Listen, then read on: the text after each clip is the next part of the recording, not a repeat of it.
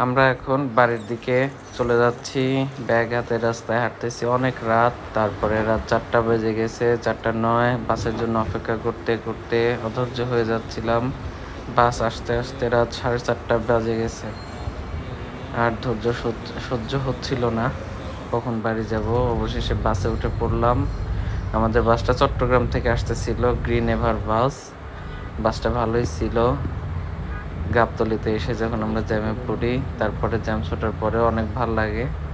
প্রতিটা মুহূর্তে জ্যাম, আবার জ্যাম খুলে আমরা এগিয়ে যাই। প্রত্যেকটা মুহূর্তেই মনে হচ্ছিল যে বাড়ির দিকে যাচ্ছি। আমরা দেখতে পাচ্ছি বাইকে করে অনেকেই বাড়ির দিকে যাচ্ছে।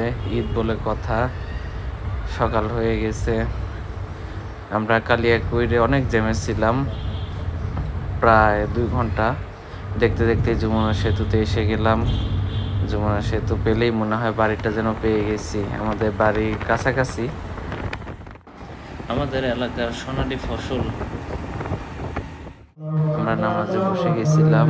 আমার বড় ভাই, উনি নামাজ পড়ে আমাদের ঈদের নামাজ। সামনে আমার আব্বু বসেছিল, আমি তার পিছনে বসেছিলাম। ভালোই লাগে গ্রামে সবাই একসাথে নামাজ পড়া, তারপরে কবর জিয়ারত করা। আমরা সবাই নামাজ শেষ করে ঈদের মধ্যে কবর জিয়ারত করি। অবশেষে ঈদের নামাজ শেষ করে আমরা ঘুরতে বের হলাম। এখন আমরা অনেক জায়গায় ঘুরবো। পরবর্তী ব্লগে আবার দেখাবো আমরা কোথায় কোথায় ঘুরলাম, কি কি করলাম। তবে আমাদের নাটোর অনেক সুন্দর, আমার অনেক ভালো লাগে আমাদের নাটোর।